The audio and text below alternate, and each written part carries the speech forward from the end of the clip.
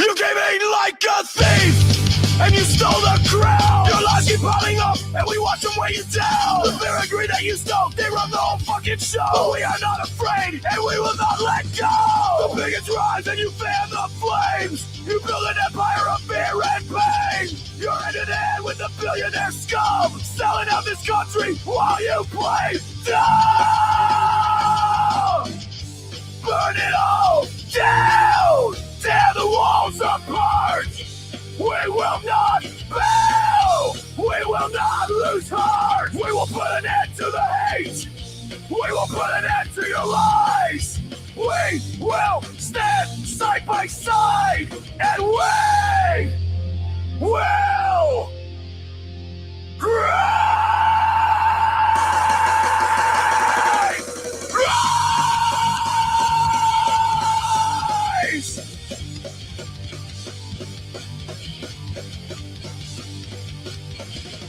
You think these cages are built for the poor and for the weak, for the families torn apart while you laugh and tweet? Look at the puppets dance to the corporate sound, but we are still here and we will stand our ground!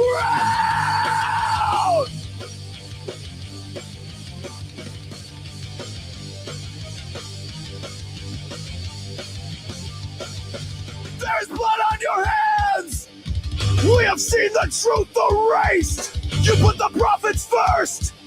Instead of the people you've displaced. History is watching, and it won't soon forget. It may not be you this time, but you could soon be next. Burn it all down, tear the walls apart. We will not bow, we will not lose heart. We will put an end to the hate. We will put an end to your lies. We will stand side by side, and we will rise!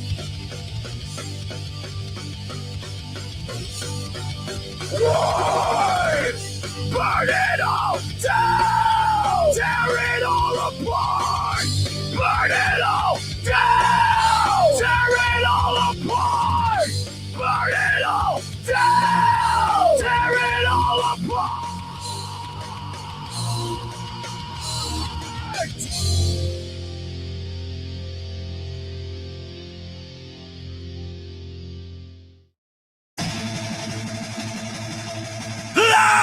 Lies on the screen from the deadline machine! Burn it all down! They killed the American dream! Go play an escalator! A tower built on decay! Smiling like a tyrant while the world fades away! Fear and hate is the name of your game! Divide the people and shift all the blame! The truth is dead! You sold them for fame! History won't forget your name! Fake empire! Built on greed! Fascist clown! Watch it bleed! Break the chains! Fight the fire! Dethrone the king! Take it higher! Broken to cases! You have got blood on your hands! Worship the dollar while you ignore our demands! We storm the gates! Our rage is fueled by your lies! We will sit back and watch as your empire crumbles and dies! Fear and hate is the name of your game! Divide the people and shift all the blame! The truth is dead, you sold them for fame! History won't forget! Nay, nay! Fake empire! Built on greed! Fascist clown! Watch it bleed! Break the chains! Fight the fire! Dethrone the king! Take it higher!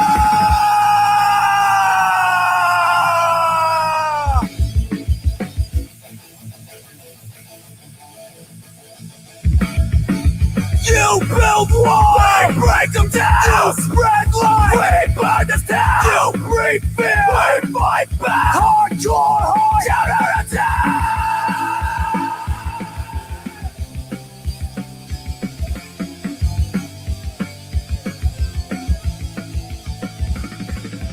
Fake empire going down! No more kings for the crown! Justice call! Hear the sound! Rise up now and stand your ground!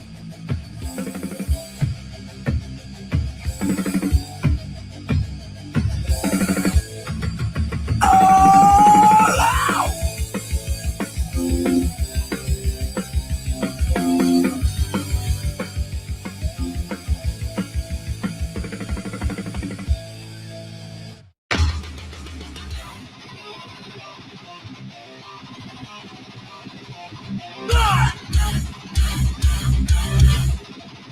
Promises break!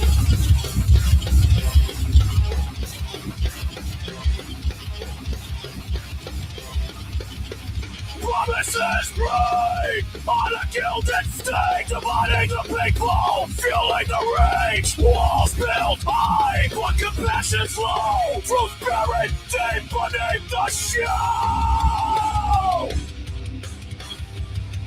No more lies, no more deceit.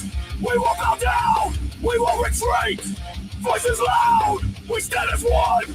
The fight's not over, it's just begun. It's just begun. Families torn at the borderline, justice denied, time after time. Prophet's soul on the planet burns. When will we learn? When will we learn? No more lies, no more deceit. We will bow down, we will retreat. Voices loud, we stand as one. The fight's not over. It's just begun! It's just begun! It's just begun!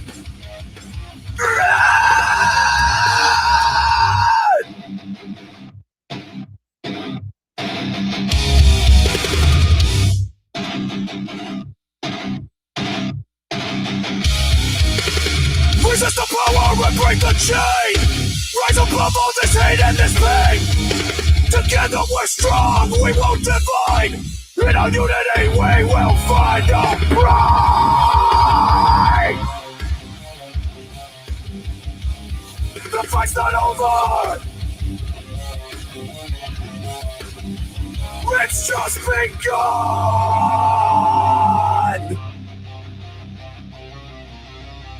The fight's not over. It's just begun.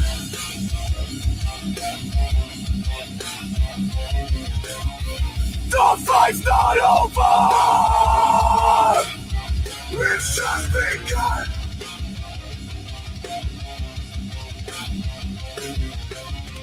The fight's not over! It's just begun!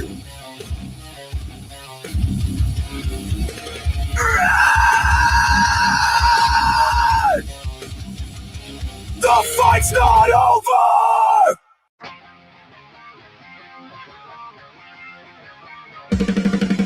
Whispers turn to battle cries. The truth is dead, been fed to lies. They sell us lies in the name of peace. What justice rots beneath the leash. They write the laws just to serve the few. We bleed beneath the red, white, and blue. But freedom's fire still burns inside, where truth and treason often collide. So raise your voice and raise your fist. We are the storm that they can't dismiss. No more kings and no more crowns. We are the ones who will burn it down. The tree of liberty must feed on the patriots who dare to bleed. The tyrants tremble when freedom rings. We are the roots and we will bring the thunder rolling through the land. With fire in our hearts and blood on our hands.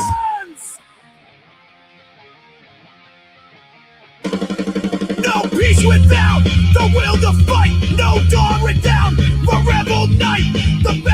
Don't get the courts offline, and American justice lags a decade behind. So strike the drum and light the flame. Each beaten soul will rise again. The people's wrath is a sacred flood. The soil drinks deep the martyr's blood. So raise your voice and raise your fist. We are the storm that they can't dismiss. No more kings and no more crowns. We are the ones who will burn it down. The tree of liberty must feed on the patriots who dare to bleed. The tyrants tremble when freedom rings. We are the roots and we will bring the thunder rolling through the land. With fire in our hearts and blood on our hands.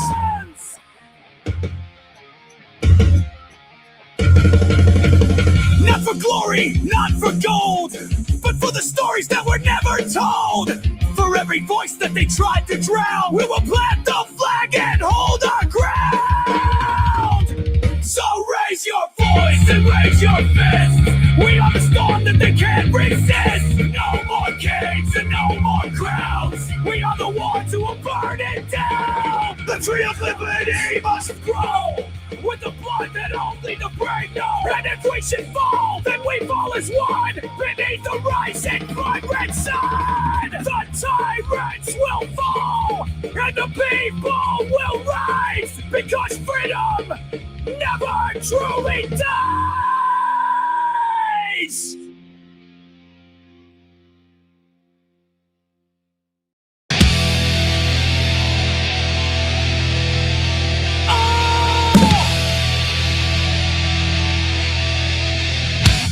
They build their towers in the sky, hoarding wealth while the workers die. Billionaires with bloodstained hands, trampling lives to expand their brand. They say they earned it, they say it's fair, but they only take while we despair. Their pockets are fat and their hearts are cold. Working ourselves to death makes them more bold. But now the time has come for the people to rise up. We will never bow, we will never kneel. We see our lives and we know the deal. You hoard the wealth, you crush the poor. We're coming for you, you capitalist whore. This land is your land, this land is my land. We will fight side by side and hand in hand. The system is rigged, it's all just a game. The rich pull the strings, the poor take the blame. Wealth hoarders live in mansions, the people live in shame. The billionaires don't care, they cash in on our pay. Luxury is a cage that's been built on the backs of the common workers that they keep under attack. But we the people, we've had it rough. Their empire is fragile, we've had enough. And now the time has come for the people to rise up. We will never bow, we will never kneel. We see your lies, and we know the deal. You hoard the wealth, you crush the poor. We're coming for you, you only God's whore. This land is your land, this land is my land. We will fight side by side and hand in hand. No more silence, no more living in fear, no more being divided, no more broken man's tears. Don't try to keep us down. You are not our king. In every city and every town, let motherfucking freedom ring. Because the time has come for the people to rise up. We will never bow, we will never kneel. We see your lie and we know the deal. You hoard your wealth, you crush the poor. We're coming for you, you capitalist whore. This land is your land, this land is my land. We will fight side by side and hand in hand. It's better to die standing on your feet than living a lie down on your knees. It's better to die standing on your feet than living a lie down on your knees.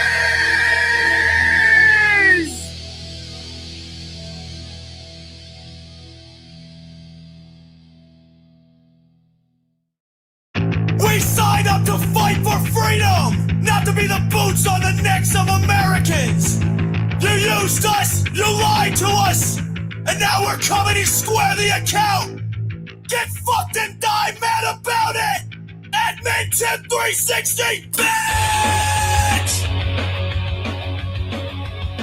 We wear the scars, we bear the pain. We watched our friends die in blood and blade. You said that we fought for liberty, but we came home to fight hypocrisy. You turned a rifle around our peace. You crushed dissent, you unleashed police. You sent us in just to guard your throne. You turned the streets into a combat zone. No one wants to know. Not in this fight, we own the line. Whether it's day or night, no one wants to know. This ain't no game. There is only one true, we are the same. You armored up and sent the troops to beat down kids in protest groups, to guard the banks, protect the suits, so that they can't keep us under their boots. You wave the flag like it's a threat, but we remember every single bet that you left to rot, alone and discarded, while CEOs got golden parachute parties. Anyone walks alone, not in this fight, we on the line. Whether it's day or night, no one walks alone. This ain't no game. There is only one true, we are the same.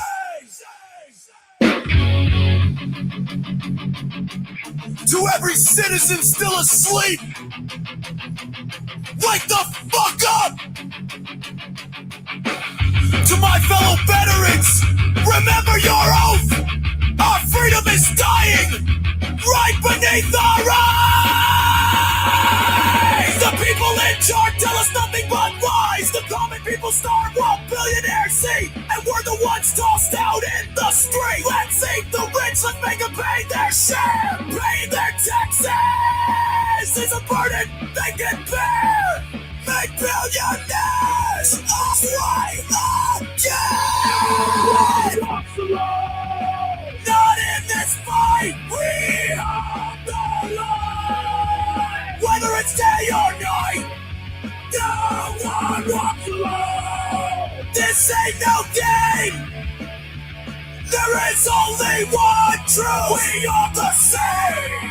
No one walks alone. Not in this fight, we are the line. Whether it's day or night, no one walks alone. This ain't no game. There is only one truth. We are the same. No one walks alone.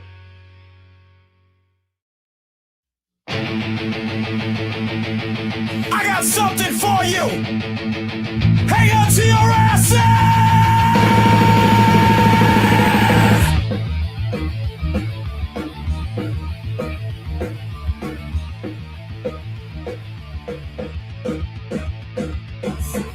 Towers, velvet ropes, behind the mask, a vulture chokes, power suits and dirty hands, wag the dog in desert sands, victims screaming into voids while kings play gods with broken toys, airbrush laws on every screen. What the hell does justice mean? Lock room, VIP, predator in a crowd walking free, blood on the floor, hurt trooping chains. How many more gonna scream in vain? You built your throne on broken laws.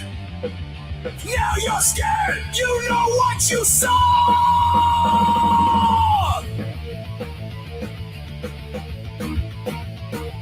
Silence bought with piles of cash. Erase the files, burn the trash. Martial law for damage control. Draft the bar to hide your soul. Wanna light the world on fire just to dodge the electric wire. History is a loaded gun. Tick, tick, tick, you better run. Lock room, VIP, predator in a crowd walking free. Blood on the floor, hurt trooping chains. How many more gonna scream in vain? Your kingdom shakes with every name. You'll kill us all to dodge the blame.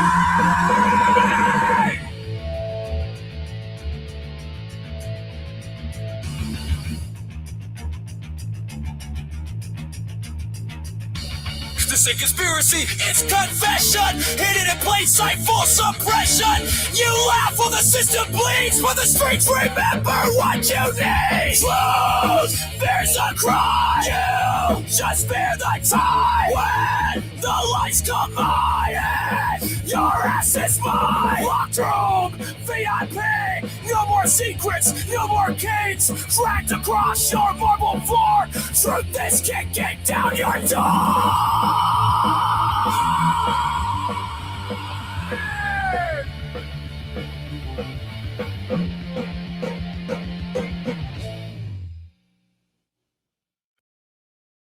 I said I'm young and believe the vow.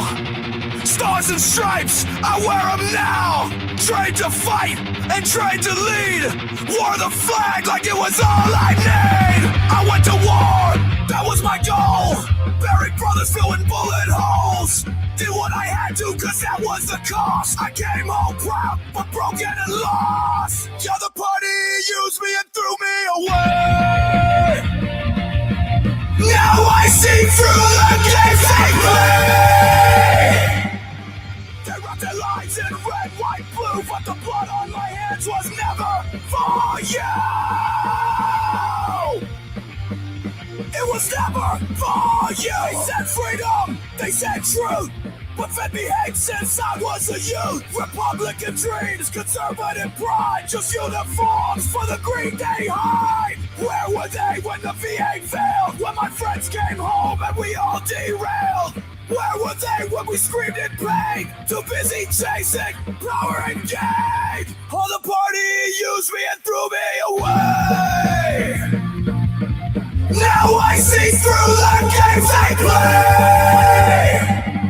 You bring support to wave your flags while you turn your backs on body bags. Don't turn your back on the fallen. You say that I betrayed you. I bled for this country. What did you ever do? You cheered for war. Then you ran from the wounded. I see who the traitors really are now! I gave my all, you gave me lies. Soldiers die while your empire thrives. Call me woke, call me lost. You never paid the fucking cost. And the party used me and threw me away. But I won't be silent one more day. I fight again, not for your pride, but for every soul you left behind. The party used me and threw me away. But I won't be silent one more day. Justice ain't red, justice ain't blue. It's the truth, and it's coming for you!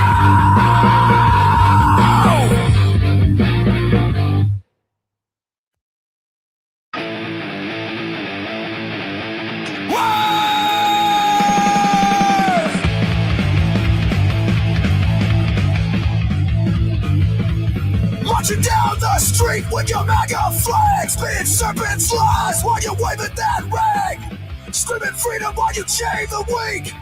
It makes me sick every time you speak. Beneath your cross, behind your screen, you sold your soul for a fascist dream. Keyboard warrior that don't know pain, a cultist clown whose leader's insane. You are a king, not a constitution. You crave control, not a revolution. But you lick the boots, you're a rich man's pawn. You say you're free, but your freedom's gone. You're not with us, you're a fucking disease. You live in fear, spend life on your knees. Try to own the limbs, but you just don't regret. You fake your fate, now you choke on the dead.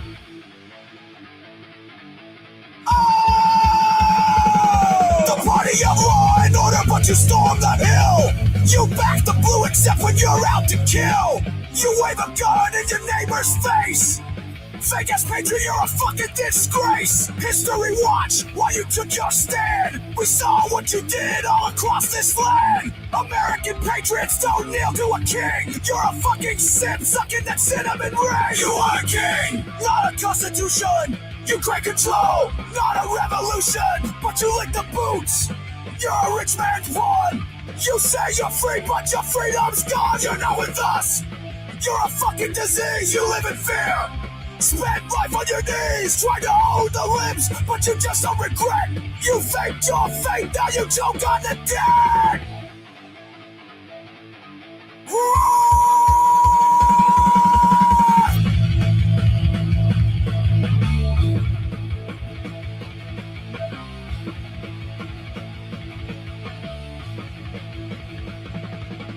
You traded your hood for a MAGA hat. The mark of the beast, you believe in that? You don't believe the words that you shout. You chant just to drown out the doubt. You were born to lose and you still started this game. The fire is coming and we are the flame. We're gonna tear it down, bury it 6 foot deep, and we'll never forget that you're a shit. You are a king, not a constitution. You take control, not a revolution, but you lick the boots. You're a rich man's pawn. You say you're free, but your freedom's gone. You're not with us. You're a fucking disease. You live in fear.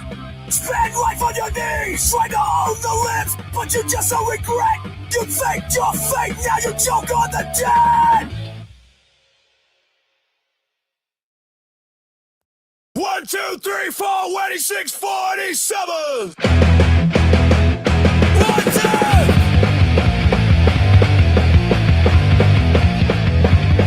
2. He wraps himself in red, white, blue, and lies. Makes NGOs and louder basses boast. He stokes the fire with civil reason dies. And feeds the walls of mountain loyal hoes.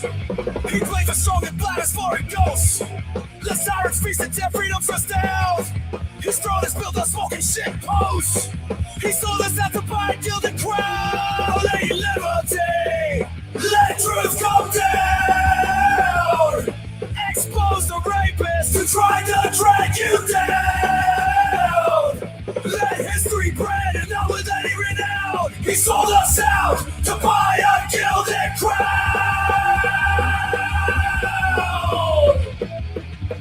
He scores people who bled for law and land, and praises the mob that stole the sacred floor. A coward's grin, a scepter in his hand. He chooses chaos, shatters every door. His pledges rot the meaning nevermore. He trade the truth of treason, gain renown, and still he begs for power, blood, and war. He sold us out to buy a gilded crown. Oh, Lady Liberty, let truth come down. Expose the rapists who tried to drag you down. Let history brand him, not with any renown. He sold us out to buy a gilded crown. He turns his back while tyrannies grow bold. He whispers secrets where the hawk should warn. And all for what? Some towers fake and gold. A name embalmed in scandal, loud and worn. No martyr here, just falling to be mourned. A fraud and silk, a jester in a gown. The gospel's house for shame we won't adorn. He sold us out to buy a gilded crown. Lady Liberty, let truth come down. Expose the rapists who tried to drag you down. Let history brand and not with any renown. He sold us out to buy a gilded crown. Oh, Lady Liberty, we let you down. Oh, Lady Liberty, we let you down.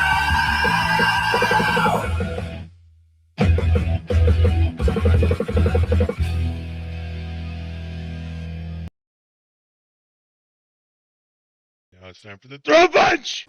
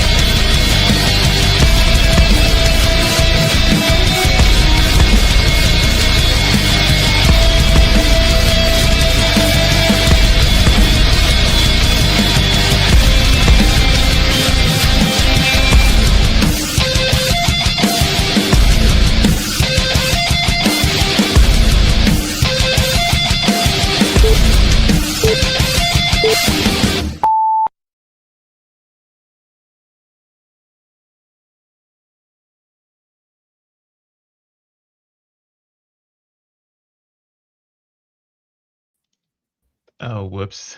All right. Okay, all right. We're all here. It wouldn't be a Sons of Liberty stream if I didn't like cock something up, right? All right. Okay. Off to a great start, I see. So we have Admin Jamie, and we have our special guest tonight, Brittany Jones, who is a candidate for Oregon's gubernatorial seat office.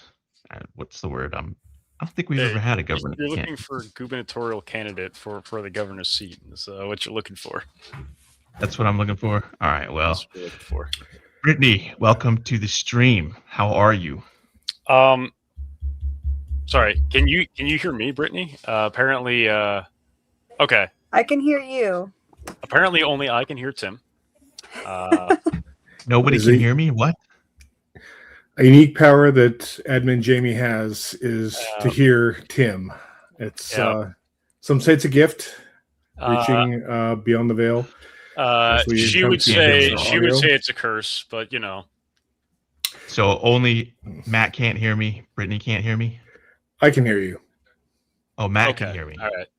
Why can I not hear you? I can see your mouth moving, but I cannot hear you, and I don't have headphones. I have said that about but I him so can't many make out the times. words.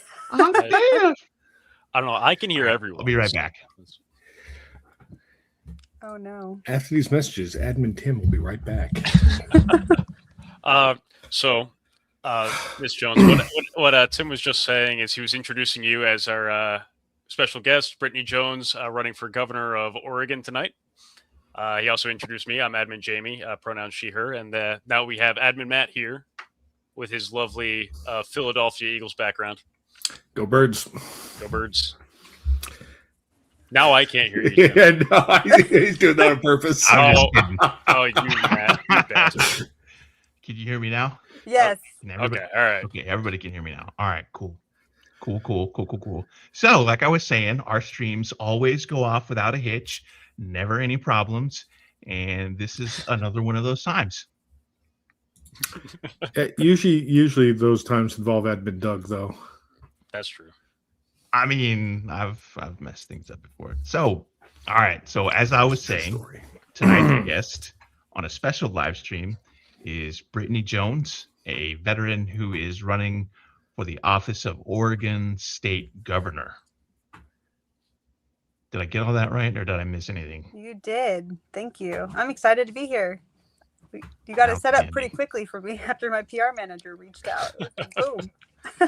Yeah, well, as I have said to people in the Courage Caucus, at the very least, if there's a night that we can get you in that works with our schedule, and we've already done a live stream, there's no harm in getting you around the people that are RSVP'd or that did not want to move around. So, since you know better than everybody else, tell us about yourself. Where you're from, what you've done, all that cool stuff, what kind of tattoos you have. I also have some personal questions for you. Okay. Usually they don't get personal, so I'm excited for that. Let people know who I am and not just what my platform is. But I am Indigenous. I'm Potomac or Potawatomi. My tribe is located in Virginia, but I was born and raised in Oregon, and I actually didn't find them until I was like a few years ago. I know that tribe. I cover one of their ancestors who was a Union scout and pilot during the Civil War. Oh, wow. That's cool. That's cool. I met somebody else that just finished reading the 1666 book, because that's when my tribe was massacred. And I met her in like Enterprise, Oregon, in the middle of nowhere. I was like, wow. And she just got done reading the book. And then, as you said, I am a veteran. And I am also a small business owner. I have a nonprofit called the Ravens Party. We have 10 acres in Christmas Valley, Oregon, and it focuses on creating safe spaces for the Indigenous community and our allies to gather, primarily to make sure that the Indigenous community has access to ceremony. When you're not near your tribe or near your community, it's very difficult to have ceremony because our groups are tight-knit. We are very untrusting of outsiders. and so it's hard to get your way in there to even be invited to group ceremony. And so creating these spaces so that people who are not around their community have access to that is really important to me.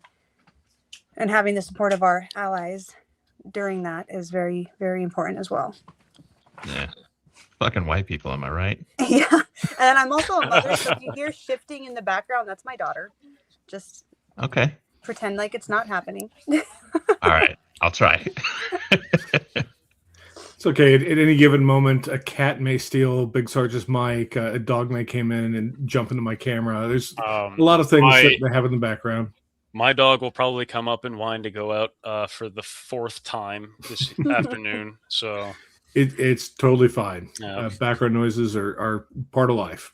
All right. I have a dog too. She's laying with a pillow on her right now for some reason. We're a very pet-friendly bunch. It's true. Unless your dog decides to eat an entire rotisserie chicken, and then he's in the doghouse forever. That only happened twice. Okay. So how did you what was it? Was there anything specific that triggered the urge to jump into the Oregon gubernatorial race? Yes, I actually ran in the presidential race last election as an unaffiliated candidate because I didn't like Biden or Trump or any of the other options. It's pretty real. And so I made the decision to run for president years ago. And I was like, as soon as I'm old enough, I'm running, because if he can get in there, so can I. When Trump first got elected the first time. Valid. And I literally timed it to be like, I turned 35 August of 2024. And so I would have been 35 in November when the election happened. I faced some suppression, of course. I went viral multiple times, had millions of views, over 200,000 followers on my TikTok. And then it was deleted because of false reports. And now I have to sue for it back. Whole big thing. And part of the strategy was, if I lost the presidential election, was to run at the state level as part of a party. And so that's where the governor race came into play. And I announced my run last summer, and facing party suppression, but calling it out. I've been a thorn in their side since the beginning, because they want the incumbent to win again. And I'm like, nope, I'm here. I'm challenging her. No more corporate Democrats. No more establishment politicians. It's time for us to move left of center. So excellent. So I had a question based around pushback from the party, and actually around your heritage. I saw, while doing some research for this, that you have been getting some attacks based on your ethnicity, based on or attacks that are trying to discredit you as Indigenous. Have you been getting any of those from like inside the party, or is that all from Republicans that you're getting? It's from the right wingers. Sometimes, so there's people that will see somebody succeeding, see somebody making waves, and then they will do anything they can to make that stop, even when it benefits our own community. So I have people taking my interviews and twisting them to say things that I never said. And so I have to constantly no, I did not say that. My interviews are up there. They're public. You can go see for yourself. And people would rather believe propaganda, because it's easy to believe that I'm lying when I look like this and I don't look like the lookership aspect of what people expect a Native to look like, which is rooted in racism, by the way. Right. And, I'm really grateful that I wouldn't be so loud and sure about it if I wasn't connected, if I wasn't verified, not just through genealogy, but through blood as well. So I'm verified. Well, I even see, like in your endorsements category on your website, right? You were endorsed by, the current tribal historian of your tribe, right? Like it's If it wasn't legitimate, it'd be he's my relative. Yeah, right. So I emailed him about some of these things. I'm like, if people reached out to you to verify, he's like, yeah, they have. And I've told them your lineage is valid. And then they'll even screenshot his emails to them. That there's one of them going around saying that, yes, her lineage is valid. She just can't get full enrollment in the tribe because her family moved away before a certain census. And people are saying, see, she's not Native. I'm like, you don't have to be enrolled to be Native. He literally says in the email, my lineage is valid. What the are you talking about? And people will You just can go say the along F with word it. if you want. Okay. Good to know. If you want, don't feel pressured by any of us motherfuckers, because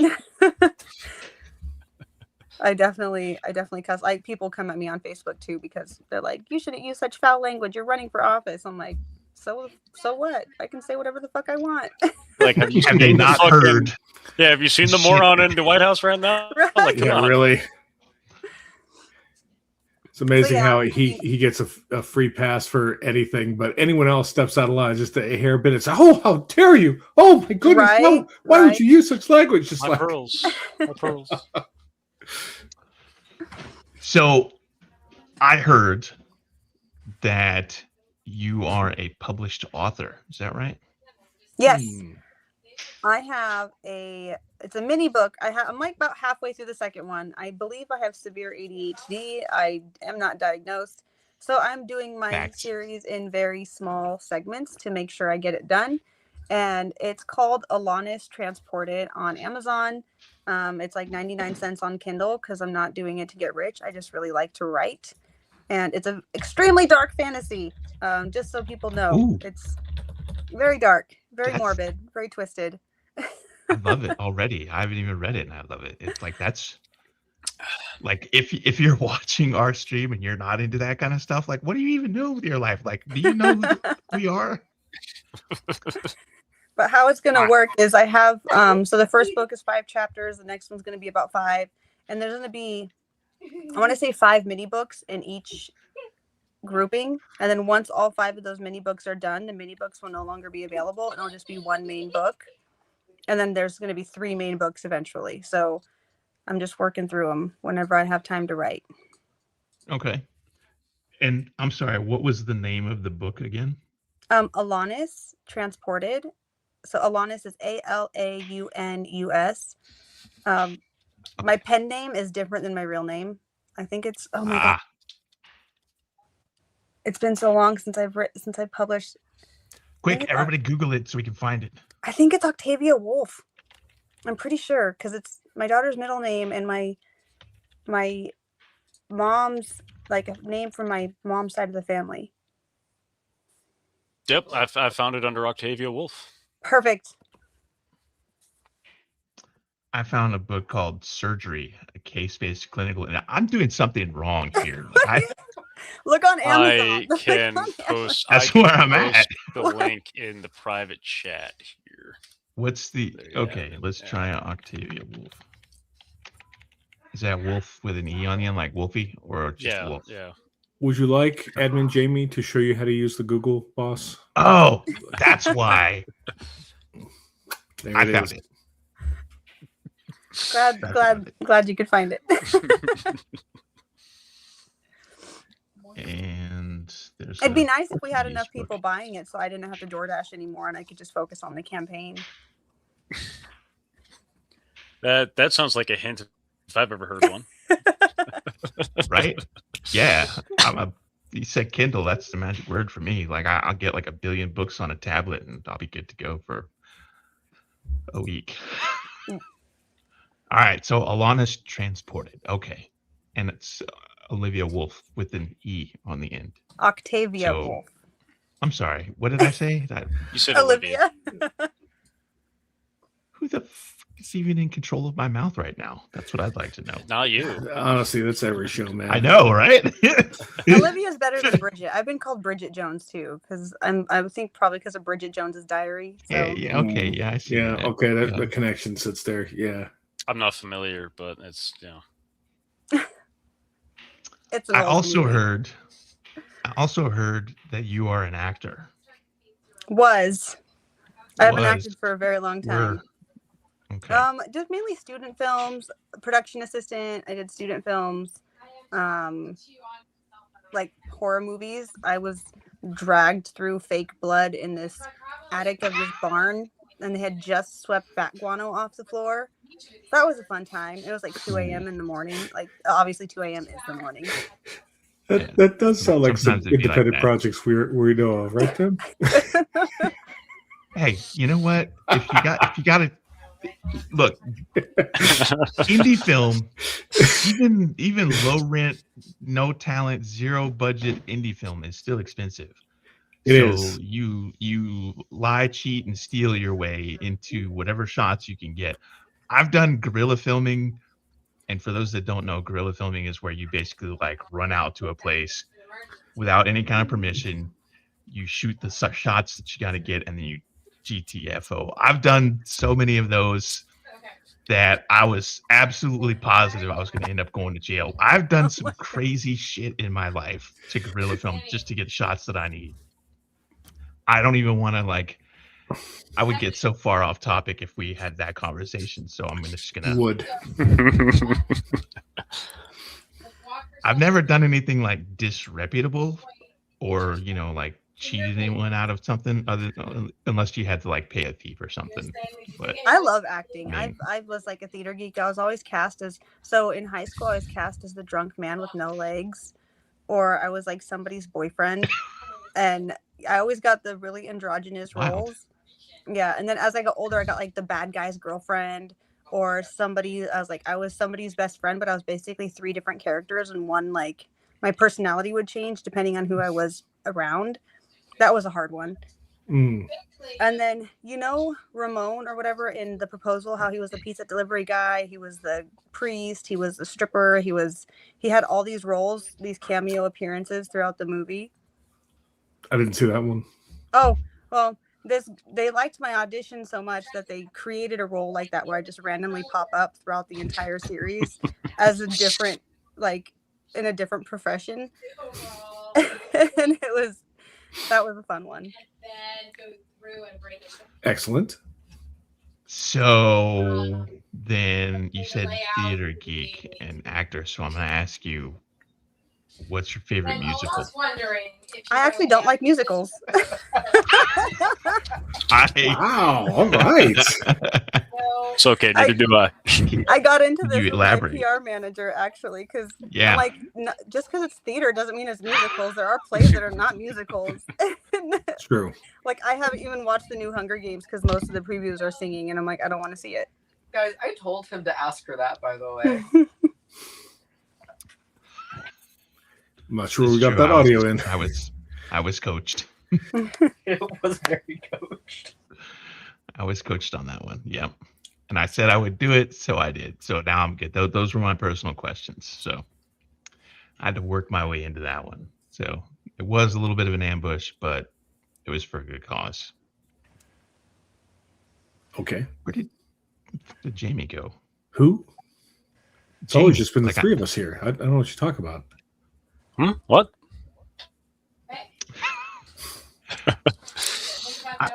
I'm barely like a quarter of the way through this, and already fucking with me. I was just refilling my drink. No, it's not. It's not in my hand. Okay. So where were we? We were talking about Brittany, right? Yes, we were. Which is what we're supposed to be talking about. So yeah, so everybody else can come up with questions. I can't carry the whole team on my back all the time. But I love to watch you try. it is very funny. So Brittany, you mentioned door dashing, which got me thinking. How are you financing your campaign? Is it all small dollar donations? Have you taken any endorsements from like PACs or anything like that? So it's all small dollar donations, and we've raised under like $2,000. And then I do DoorDash, and then I pay my bills, and then I DoorDash to pay the next event or the next trip or the next, whatever is needed. So I'm constantly running on, like, I never stop. I'm either working or campaigning. But it's worth it to me. I think also when I'm DoorDashing, I can just leave flyers at houses that I deliver to. So it's kind of like a double whammy of being able to spread the word of my campaign. I was without a car for like a week and a half. But I have a van now, so. I think that if looking at this from 2 different directions, like on the one hand, it's wild that in this economy, we have somebody who has to DoorDash that's running for governor. Like, on the other hand, though, it's not some blue blood entitled rich prick that can afford to do it that's running. And it's somebody who's out there doing, the blue collar type jobs or the gig economy jobs that's running. And I think it's a dichotomy. Like on the one hand, it's awesome, but on the other, it's like, what the fuck are we doing in this country?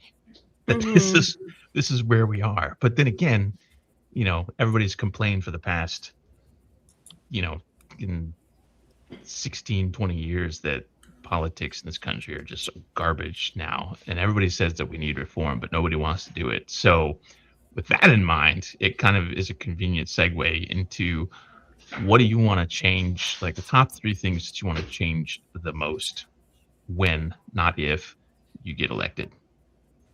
So one of the things that I've actually received pushback on is I want to do an internal review. It's like an audit of the executive departments under the governor.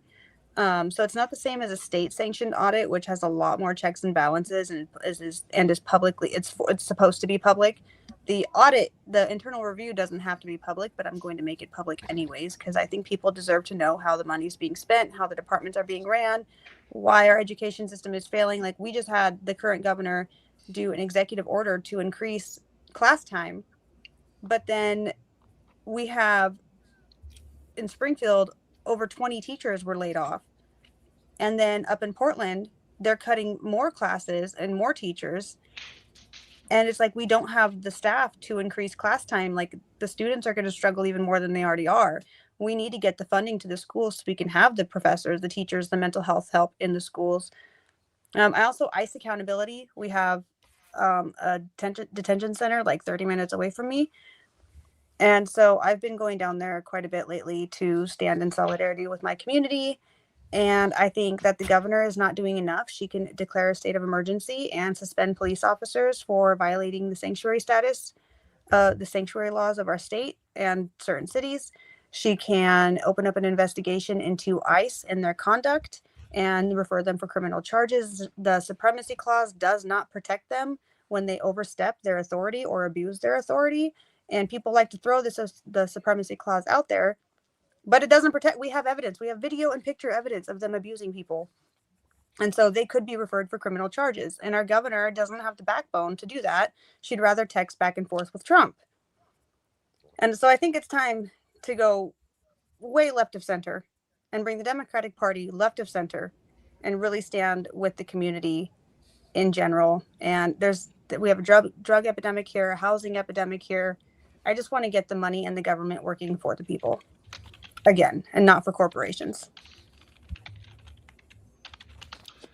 That actually brings me to a convenient point where I'm going to take a couple of questions from our live stream audience. And the first one is from Steve77. Steve, what are your thoughts? I'm reading it now. What are your thoughts on Dems disappearing and leaving us to fight everything? Is Steve's question. I agree. I actually was just in a debate yesterday. It was the only debate for gubernatorial candidates that had Democrats and an unaffiliated in there. Like the Republicans have had a debate on coin. Like they've had an official debate. The Democratic Party of Oregon will not have one. And I've been pointing out to our leadership and in the debate that when you're out protesting, when you're out rallying, when you're out demonstrating, when you're out at these events where, this town hall gatherings, and you're talking to the community, they're asking where our leadership is. They're asking why we're not being protected and defended and heard. And I've brought this to the leadership. Like, where are you? This is why people are not signing up. It's because we don't see you out there with us. You're not struggling with us. You don't understand what it's like. You're not showing solidarity. So I've actually called them out on this, Steve, and I will continue to do so. And I'm actually building, I guess, alliances within the party that feel the same way. Like there's a split in the Democratic Party right now where there's actual progressives and then the corporate establishment Democrats. And so the progressives are gathering to make change. Gonna fire off another one. So I just want to address this real fast. Like we had Brittany's campaign site up, and I'll put it up again. I can't do more than one Chiron at once. So with regards to Mark Davis, I know who Mark Davis is. I follow him on Facebook. If you know Mark Davis or you have their contact information, the way that you get them on the stream is to email Sons of Liberty official at proton.me and give us contact information. Or if you're from their campaign, reach out to us and we can get you scheduled ASAP. That is how we do that. Next question. Bam. Why do you not have a write-up in the OR voter pamphlet? The Oregon voter Nice. pamphlet. I have an entire post on this. It's $3,000 or 500 signatures, but they only gave you less than 3 weeks to get 500 signatures. And I'm a single mother. I work full time. I campaign full time. And a lot of the times when I'm campaigning, I'm not in Democrat areas because the DPO are suppressing the challenging candidates. So I'm in like mixed areas. And I've been in rooms that are full of Republicans. Nobody is going to sign a petition for a Democrat to be in the voters pamphlet when they're full MAGA. And a lot of these times when we're in these candidate forums or town halls, people will leave before you're even off the stage. So it's not a place that you can really gather signatures. And on top of that, I'm working to pay for the gas. I'm working to take care of my kid. I'm working to pay for the next step of the campaign and feed everybody. There's not time to gather those signatures. And for example, January 9th was the first time we got an email from the Oregon Secretary of State about the voters pamphlet. January 19th was the class for the pamphlet when they said you could submit your statement for it and they would approve it and get you petition forms. And you had to have it in before, I think, March 12th. So it was like a very quick, it's a pay to play process. And growing up, it was never important to me. I always threw it away. My family throws it away. Nobody reads it. So I was like, why are people so upset about the voters pamphlet? We have we have websites, we have social media, we have things that we didn't have when the voters pamphlet first came out. We don't need it anymore. It's a waste of paper. It ends up in the landfill. I'm not going to spend money on it. I'd rather drive out to Enterprise or Lakeview, and meet people in person. Speaking of driving and meeting people, next question. You're just like dovetailing right into all the things. It's like you read the chat. Have you been able to canvass throughout the state in more rural areas? Yes. We were just in Lakeview there was a high school student who did a senior project, which was a candidate town hall. And that was great to be at. There wasn't a lot of people there, but it was still fantastic to get out there and, meet the people that were there. And then we've been out to Enterprise. Both of them are like 5.5 hours drive one way. And when we went to Enterprise, we were lucky enough. There's a Democrat out there that had another candidate staying on his property. So we got to stay in a yurt with like horses and wild. a view of the mountain. And it was fantastic. It was so fun. We got to go try out some of the a restaurant that was there and meet more people.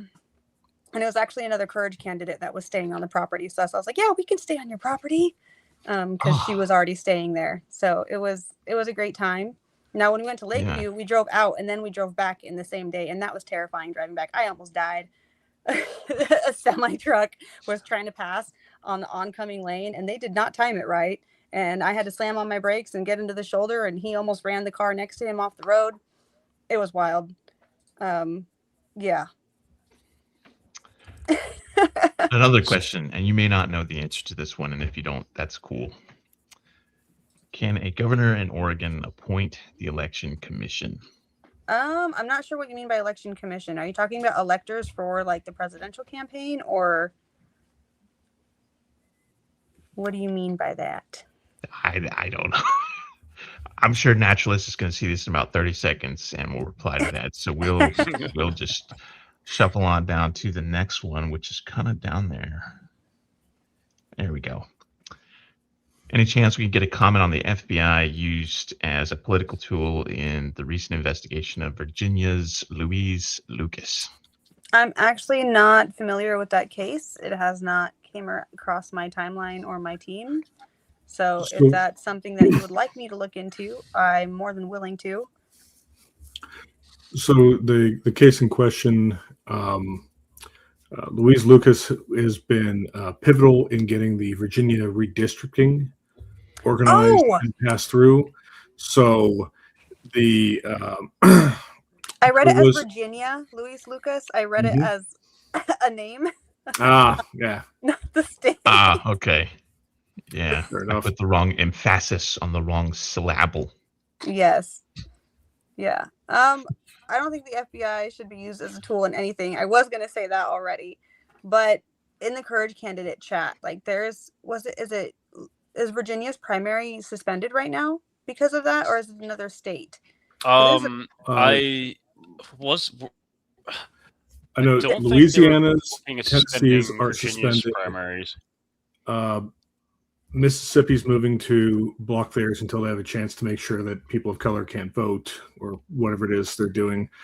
And there's a fourth state also playing games with their primary. Virginia, I don't believe is one. So, okay. It's just so many things going on right now with the election and the group chats with the Courage candidates and the redistricting. I understand. Somebody asked me about it, the redistricting, the other day, and they said, do I think that the Democrats should do what the Republicans are doing and, overdraw districts and take voters and, be as aggressive with it as Republicans are? And I just think it needs to be fair and even. I think a nonpartisan third party is who should be drawing the district lines. It should not be a battle over who has the most seats. It should be fair and nonpartisan or impartial. And it shouldn't be a weapon, because that's what they're doing. They're weaponizing it on both sides, and it shouldn't be. Worth noting that in both in the California redistricting and the Virginia redistricting, both measures had to be placed as ballot options, as the laws in those states require a popular vote to do it. However, a lot of states in the country don't require that, and thus state legislatures have been able to just redraw and do whatever they want, unfortunately. Next question from Steve77 again. What can I and folks not from Oregon, he's from California. I forgot that part. That's relevant. I'm from California. What can I and folks not from Oregon do to help get your name out there? That's a good question, Steve. Honestly, I'm using social media to my advantage to reach people. If you follow my Facebook or my TikTok and you share my videos and you boost them and you tag Oregon or whatever, like them, comment to boost them in the algorithm, the more interaction my posts get, the more people see them. And social media is free. So that's like a free tool to reach voters without having to drive 5.5 hours one way again, which I'm willing to do.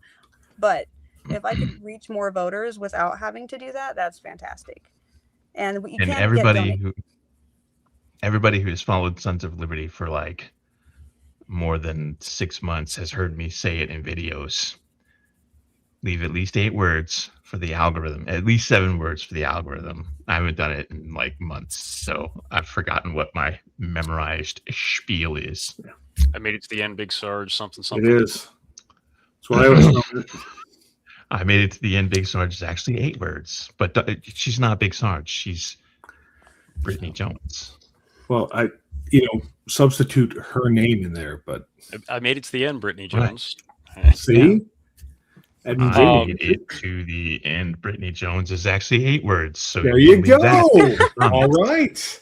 Even if I tell people all the time to make sure they watch it all the way through, because if you're just scroll, they're going to be like, oh no, that's a bot. It's not a real person. They're not actually watching the videos. So they're not actually engaging with it, and they will suppress it instead of boosting it.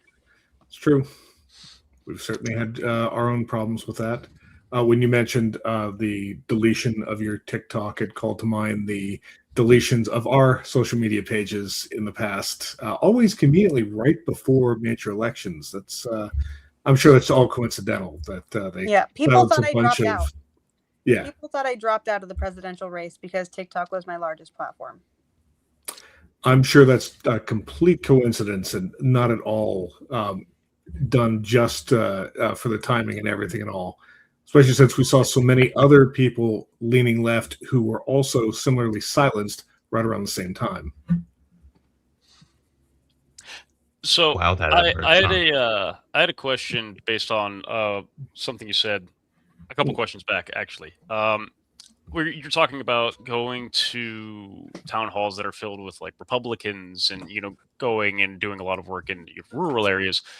So a lot of progressive candidates have been talking about how a focus on affordability. It has some appeal across the aisle. It can be like a place where you can start to unbrainwash some of these MAGA fuckfaces. Um, how has your experience been? What kind of reception have you gotten when you've gone to these town halls that are predominantly dominated by red voters? It's been surprising. The incumbent isn't really going to any of these. And so I get people coming up to me and saying, I may not agree with your views, but thank you for coming out here. Thank you for taking the time to come out and meet with us. Thank you for talking to us. Thank you for listening to us. And, they're very blunt. They say they don't agree with me, but they still are like, it's the respect thing, they respect that I went out there to talk to them, and I respect them enough to go out there and hear what's needed. Because as Oregon governor, I wouldn't just be representing Democrats. I think that mayor, president, governor, those should all be nonpartisan offices, because you're representing people from across the spectrum. And I already have people in my inbox that are Republican, unaffiliated, progressive, Democrat. Like, they're in my inbox saying, I can't, like the ones that can't, the Republicans and the unaffiliated, are saying that they're going to vote for me in the general election. So I'm already pulling votes. Like, all I need to do is win the primary, and it's in the bag. I already know it, because the DPO will also back me. They'll back whichever nominee wins. And the current governor is so not liked that people are actually taking the time to research the other candidates on the ballot. And somebody literally commented, I voted for you, but I don't know much about you. Like, thanks, but please go check out my website. Like, appreciate the support, but you should also do the research. So what is the pitch point that you're using for this more general appeal? What are you talking to folks about that's resonating? The wealth gap.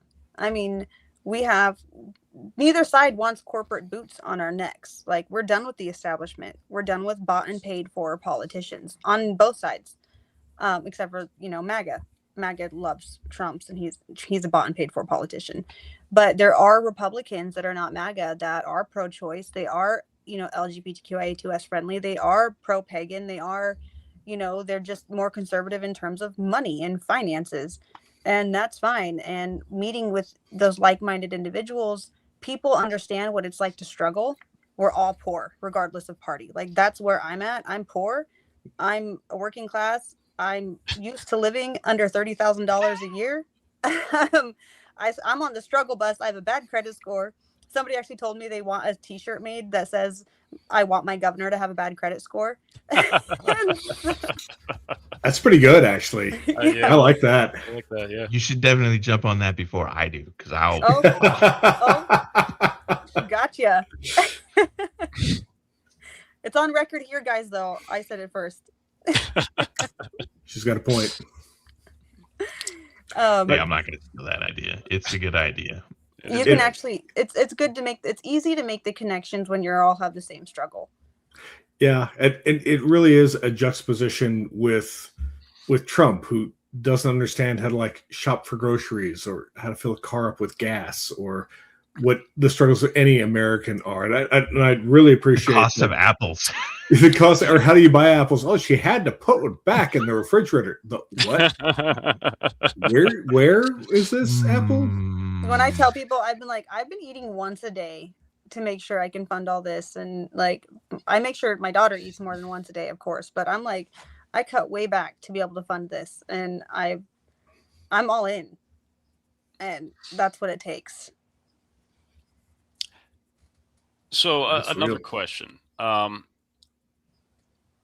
So I, on your campaign website, looked at your policies for queer rights, and you're very, very pro trans rights, which is, obviously a pet issue for me. And I fucking love it.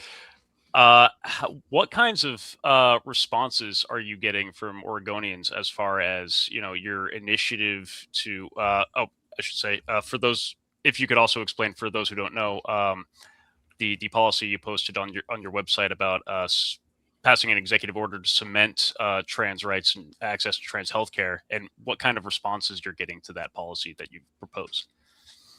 Well, Oregon, the main hubs, Portland, Salem, Eugene, they're all very blue and very progressive. And then some of the coastal towns are too. So it's when you get really rural that it's more pushback against that. But excuse me, the majority of the reaction has been positive. Like they're like, about damn time.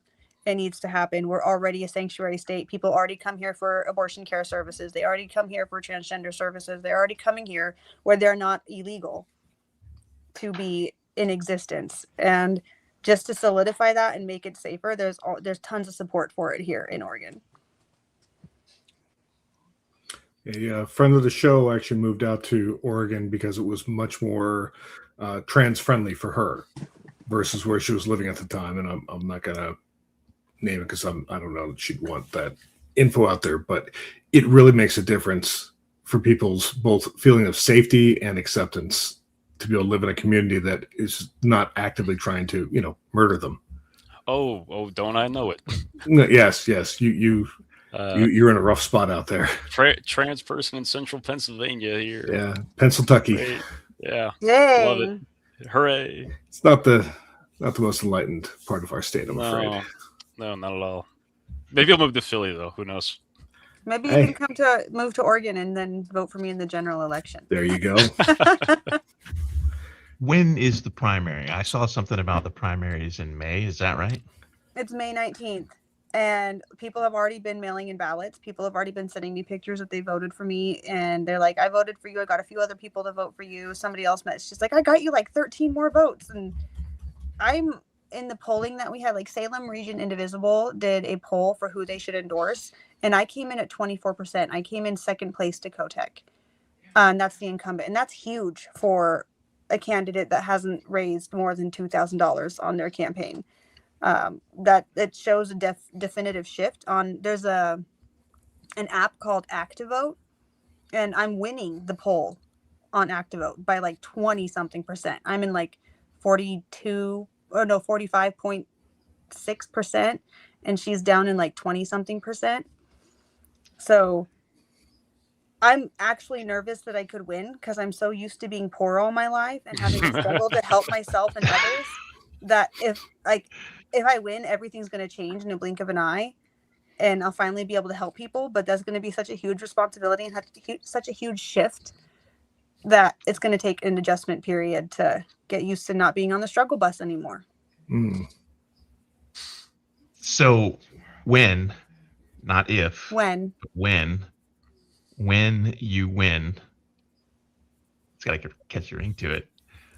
You should definitely hire Sons of Liberty to be like your personal bodyguards, like your security teams. I'm just saying, like we'll come out there and like, I would probably trust you guys more than freaking what's there already. They'd probably try to assassinate me to get an establishment politician back in there. Like Obama, wasn't it Obama said that he didn't trust a lot of his Secret Service agents at one point? Like he would go through and I don't know, but I mean it's not as if Secret Service has really proven itself to have a great trustworthy track record in the last 10 years. Like a Praetorian Guard at this point. Yeah. I think I was in high school when I first heard about a Secret Service agent getting busted for snorting coke on the roof of the White House. I'm pretty sure I was in high school when that happened. I mean, it's a little rough. It was not busted. Yeah, the one I got. Yeah, and then the video of them all standing there as the guy runs by them with a gun to go try to get to the floor that the president is. He shoots one with a shotgun filled with like birdshot or something, and the other guy returns fire as he's running through a crowd. He's just like, misses pop some shots. Yeah, misses like, everyone. How did nobody die? Like what? That's the real question. Wow, I did not watch the video because I don't like stuff, but that's crazy. It's funny. It will destroy some of your faith. God humanity killed or anything. So you're allowed to laugh at it, but people just watch. Like, oh my God! The Secret Service as being this elite, like, oh, these guys must have been like former Navy SEALs and Delta Force and whatnot. their reputation is in the shitter, and I mean that literally. Like, just what the guy survives, right? So obviously, we know that the guy who made an attempt was on the wrong floor, and he shot at someone, didn't kill anybody, and he himself was apprehended alive, and he's not a white man, which I found surprising that they actually, That was kind of didn't fill him astounding. full of lead. So like you can watch, it's like an episode of the A-Team, like nobody dies. So you can watch it and just pretend that, it's B.A. Baracus or something. I don't know. And you would be fine to watch it. And you can then witness for yourself the gross incompetence. It's like, has everybody from the Secret Service who was any good like retired and just left like these second string bench warmers? Like, what is going on? Or do they just not care? Like, are they just like, you know what? Fuck Trump. I don't give a fuck about this guy. He makes us all If look you bad. watch I'm the just video, I didn't see anything. the correspondence dinner, when it shows Melania and Trump, and they're just sitting there talking. You can hear the shots in the background of the video, and they're still just sitting there talking, not concerned, until they're told to be concerned. And I'm like, wow. Yeah. Yeah. So- And then meanwhile, like Melania seems concerned, and Trump is like, he thinks he's figured out where the magician's pulling the quarters from behind his ears. So he seemed very thrilled with himself. Can I have those quarters? I need them very bad. Like they hired a magician So- to keep him occupied for the dinner. It's like a kid's birthday Pivoting party. topics. Pivoting Is it topics. just, huh? Oh no, go ahead, Tim. Go ahead, Tim. I was gonna pivot, but if you got a thing. You want to pivot? You can pivot. That's fine. Okay, I was just going to remark that, it's just wild that they haven't had a correspondence dinner in 7 years of this guy's administration. And now all of a sudden they have one, and it just magically happens to have an assassination attempt that it's just terribly gone wrong. And immediately right-wing media floods with, we need a ballroom to prevent this. If only there were a ballroom. No one could go out in D.C. without a ballroom. Yeah. Hey, So- that's what you could do when you get into office, is build a ballroom and just be like, I'm just following, I'm gonna God. build an observatory. with a giant telescope, like the really huge ones. It's like, Yeah, and then I want to have like a floating constellation, like the floating universe, and then make it so that pagans can come in and do rituals and make people real mad. that sounds. I'm not pagan, but I would totally watch that. I would just be like, okay. I wonder if we cool, could live yeah. stream that. Think of how many Yeah. mega people we'd make angry. I know. I love that. I ran That's openly my as a witch favorite. when I was I like running this. for president. I ran openly as a witch when I was running for president, and I would get death threats all the time. Like, don't we burn witches? Don't we, drown them? Like, it was crazy. Salem, Massachusetts is that way. The Secret Service several years had ago. nothing to say to that. Like, I'm pretty sure you can't do that, even as a candidate. Maybe you can. I don't know. Yeah, you've been trying to pivot for a minute. Yes. So the question I wanted to ask is the obligatory veteran question of what did you do when you were in the military? I was a paper pusher. I was human resources. All right. I was in the reserves, but the first 4 years I did back-to-back orders because I loved it so much, but I was a single parent, so I couldn't go active. And the biggest thing I will ever regret is I was in Arlington Heights, Illinois with my unit over there. And they came to me. They knew I wanted to be a pilot. And the guy came to me and he's like, we have one position open for a helicopter pilot. You can go in a week, but you have to switch to National Guard. And I was like, that's state funding, not federal funding. I don't want to switch. So I But didn't they have do better it. education benefits. Yeah, I didn't know that. They didn't tell me that. Yeah, I was reserved too, and I was like, I did one deployment, and I'm like, I get back and I'm like, I rate how much in my GI Bill? 60%. I was in for 8 years. Yeah. So I regret not going. I still I would have loved to be a pilot. That's why I joined, even though I didn't join. My aunt took me to the air show when I was 12 for the Air Force, and I fell in love, and I knew I wanted to be a pilot. And then my roommate at the time was Army already, and she showed me a video of things going boom, the And I was like, oh, that looks fun. I'll go sign up. And I wanted to be a combat engineer, but I didn't really know much about it yet. So I played it safe and did 42 Alpha. And then I kind of wanted to do more after that. But then I had my first kid and couldn't switch over to active duty and couldn't. Yeah. Wait a minute. You were like S1, pack clerk S1? No, I was 42 Alpha. I was paper pusher. I did pay and orders and. Yeah, pack clerk is what we used to call them in battalion S1 in the 90s and aughts and whatnot. I don't know. Before time. Y'all are speaking army. I don't. My daughter just gassed us. I'm sorry. Oh.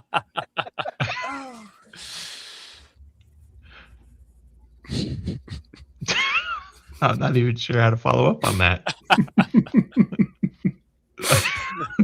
She's potent. Everybody else is like doing this too, like they could, like we've got smell-o-vision or something. She's supposed to let me know when she farts so I can just open windows because that's how bad her farts are. I told her to be quiet, so. Ooh, that was bad. What the hell is going on in Oregon? Gas. No, Oh, this is wild.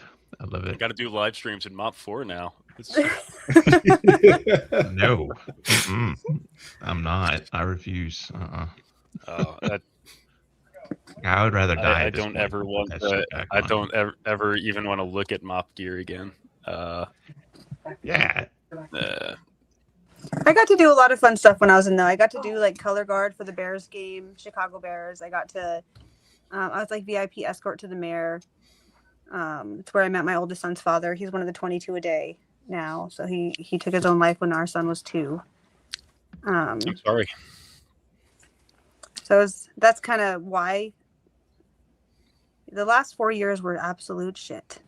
And I won't get into that on this one, but when I become president, because that's after governor, right, I'm fixing some stuff in our military that needs to be fixed. Yeah, I noted that expanding care for veterans is one of the very big policy platforms you've talked about. Yes. I was homeless with kids and I didn't qualify for the housing program, like any housing assistance at all through the VA, because every single program, the VA or anything that partnered with the VA, any housing program that worked with the VA or for veterans, they all had the exact same requirement of serving at least 1 day in a combat zone. And I didn't. I never deployed. I was a single mother and I didn't really have the support to deploy. I almost got to go to Germany once. But because I didn't do that, I have an honorable discharge. I served my contract and I didn't get the assistance and I had kids. Like the only way I got assistance was because somebody called CPS on me and they helped me off the street. Right. And veterans should not be falling through the cracks like that. Yeah. That's incredible. It's absolutely wild. It's so hard. We get various stories in, whether it be news, some folks like yourself will come on here, and it's just mind-blowing how our nation manages to fail those who have served the uniform. It's astounding. I mean, there's a historical pattern for it. I mean, yeah, definitely is. Always left in the dust. And even with the benefits that we get, when we get them, they're also things that shouldn't be benefits just for veterans. They're just things that people should have, right? Like like housing assistance is just something we should have, because if people don't have homes, the solution to that is to put them in a home. Yep. I have a housing first approach plan that actually focuses on solving that. I was reading a comment. Being a single mother doesn't count as being deployed to a combat zone. I don't know. It might be. I did just get gassed by my daughter, so. I was just about to pin that comment, but since you addressed it, I'm gonna let it go. But oh god, I forgot what I was saying. Oh yeah, the housing plan, and it will result in home ownership, not an endless rental. When you're driving through these neighborhoods, you see these burnt up Some of them are partially burned. Some of them are boarded up. Some of them, they're just abandoned and sitting there. And sometimes there's a foreign corporation that owns them, and they're just Yep. having it to boost their financial standing of their company. And other times it's like elderly, or they're on probate, or they're in an estate, and they're just sitting there. And, nothing is stopping people from looking up who owns them and sending them a letter and saying, hey, I would like to buy this house from you. I've actually gotten very close to getting properties that way. Life always got in the way. I'd have to move away before being able to follow through, or the person I was talking to would die. That actually happened one time. But it's something that this program would focus on getting those houses, on refurbishing them. And similar to Habitat for Humanity, I would literally it would start with people on the street already. Say, hey, you want a house? Come help clean it up. As your sweat equity, that's your deposit. You don't have to be clean and sober first. Just come help clean it up. Here, this is your house. How much money can you bring in a month? What assistance do you need? Let's get it done. Let's help you get a job. Let's help you get disability. Oh, you need VA benefits. Let's help you do that. They could pay as little as $35 a month, because it wouldn't be a bank that owns it. It'd be like a 1% interest rate. And anything that's paid into that house would go to the next house. And it's like $35 for one house doesn't seem like a lot, but when you have 100, 200, 300, and everybody's paying different, because what if somebody already gets disability? They could pay more than that and still have money left, And so all that would just snowball into a self-sustaining program that would not require taxpayer money. And they would own the home, and it would clean up the streets. It would clean up neighborhoods, and it would help with addiction rates too. Yeah, it would. That's the most important thing, is it would improve these people's quality of life. So it's an out-of-the-box way of solving the problem. Yep. And as governor, I would have the salary to do it myself without waiting for the state legislator to approve it. That's actually probably one of the coolest pitches to tackling homelessness that I've heard ever really in my unique life. attack. Yeah. Yeah. I like that. I like that a lot. Always cool when we get someone with a novel approach that we haven't seen on some for especially major issues, whether it be homelessness, other economic problems, healthcare, etc. And speaking of healthcare, since I know that always comes up for every candidate, what are your positions on that and plans for when you become governor? I support universal healthcare. I think everybody should have access to it. It's a need, not a want. We deserve to be healthy. And in my mind, my military thinking too, is we're only as strong as our weakest link. So if somebody's out there with health issues, they're not strong. And like, if we get attacked, or if there's anything that happens, a civil war or anything, and we do not have able-bodied people, as badly as it sounds, this is just from the mindset of tactics and stuff, that's a liability. We have to use resources to keep those people safe. But if we can actually work together to make more people healthy, more people functional, more people taken care of, it's less of a burden, because you have less expensive medical bills too that you have to take care of, because they have the basic care. You're taking care of the root problem, not the symptoms. And so in the long run, you'd actually be saving money, which the pharmaceutical companies. I was saying it right then. I don't know. It felt weird. Pharmaceutical companies they want your money. They want you to be paying them. They want to be rich. But I think that I don't have the power to do this as governor, but over 24 other countries have decriminalized drugs. I think we should take it a step further and legalize them and regulate them. And then the taxes from that would be able to support universal health care almost independently. And it would create safe use centers. It would create, that's been proven to cause less overdose deaths, less STI and STD spreads. The addiction rates go down because they have the non-judgment area to go and get help.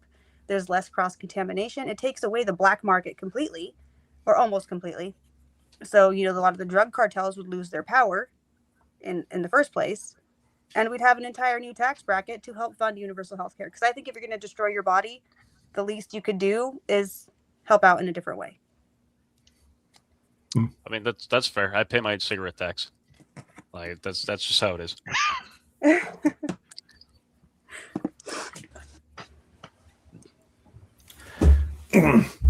Alette, stop, please.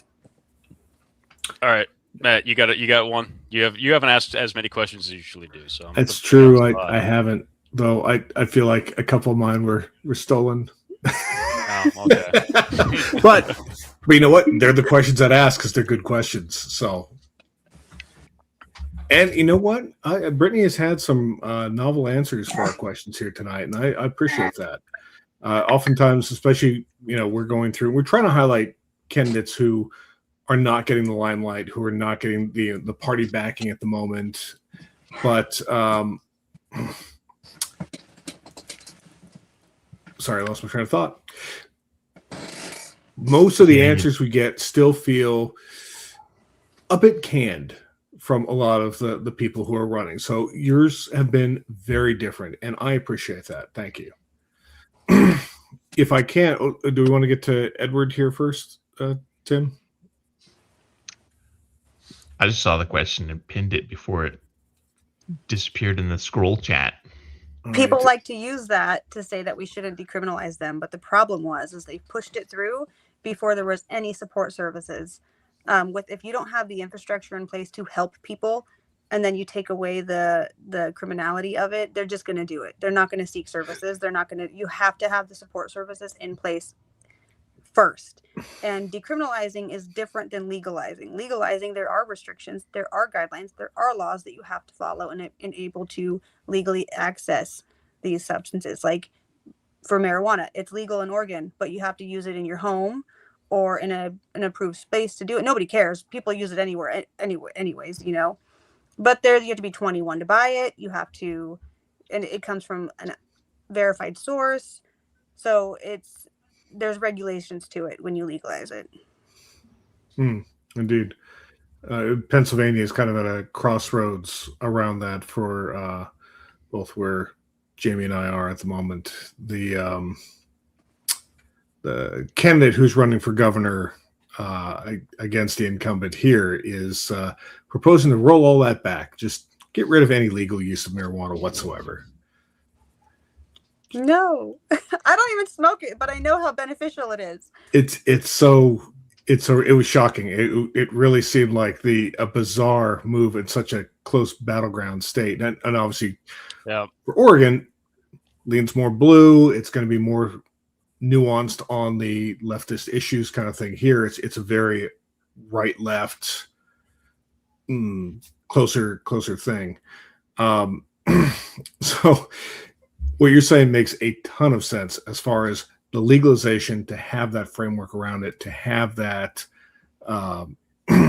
set of guidelines that actually gives the state some control around it to shape how that's actually applied within the community. That makes a lot of sense. Yeah, because you don't want fentanyl just being handed out like candy. So I mean, there has to be some regulation to it. But if somebody that is addicted to it can go somewhere that's safe to use it, it's better than them overdosing in the back alley on the street somewhere. Yeah. And we do lose a lot of people to ODs, especially with the fentanyl. It's been an absolute community killer. And the thing is, it really kills in poorer communities. I'm trying to say, it's been so much more there, and it's people who have a lot more money tend to be buying other things, and those tend to be the ones prioritized in treatment and less stigmatized, etc. But the people who are poor and are using different substances, it was like the differences between cocaine and crack, and primarily it was which communities were the most affected by them. And because there was a stigma attached to one, it still is far more harshly. Sorry, I'm not laughing about the crack epidemic. Oh yeah, no, I'm like, one eye is reading the comments from Azure, and I'm trying to hold a train of thought, and it's not working. I blame you, Azure. I blame you every time. It's a solid piece of advice. So. Yeah. Completely separate question. So you talk about having a land back policy. Can you describe what that realistically means, how that might be implemented. What is for an uneducated super white person? What is that policy look like, or what does that policy look like? So land back, I can't speak for every tribe. I don't have the lived native experience. I reconnected as an adult. But land back at its core is about sovereignty and freedom. And so with land back, with any legislation, like the MMIW legislation that I created, it wasn't just me. It was a group of natives that made that from nationwide. They were from many different states that made that legislation. And so, for example, in Oregon, land back, to decide exactly what that would look like, I would have the 9 federally recognized tribes. I would have the descendancy groups. I would bring them all to the table and say, what are we going to do? How are we going to build this? And then I would move from there. They would get their voices amplified and raised, and they would get to decide what that policy looks like. That makes sense. And that's a very, I don't know, restorative justice minded approach. That's another thing I noted in your policies on your website is a focus on restorative justice, which honestly, looking at your policy page, is like hitting all the wickets for me. I'm like, damn. Yeah, people try to say, Are you sure? Are you sure you can't? Are you sure you can't run against Josh Shapiro? Because I hate that guy. People say, like, you don't have any policies, just talking points. I'm like, dude, click on the links. There's plans in there. There's full plans. There's written out like they're bills already. Yeah. Even. Yeah. Like it's. Do you not know how links work, you guys? Click on the link. Click on it. I have a good friend that works so hard to find. Yes. So MMIW or MMIW /R, or it's like missing and murdered Indigenous women and children. Some say missing and murdered Indigenous people or persons or relative. And it's because it is a national emergency. It is a national crisis. It has been declared that by the federal government, and we still do not have resources allocated to it, which is why we came together. When we wrote the MMIW bill back when I was running for president of the United States, and I rewrote it a little bit specifically for Oregon because I'm running for governor now, not president. And what it does is it forces the local authorities to report missing and murdered Indigenous people to the federal government. So there's actually a tracking on that, an adequate or accurate tracking on that, and to make sure that there are cultural competency trainings, tribal leadership involved, families listened to, and that it's taken seriously. Like, it will be required by law for these missing and murdered Indigenous people to be taken just as seriously as any white person.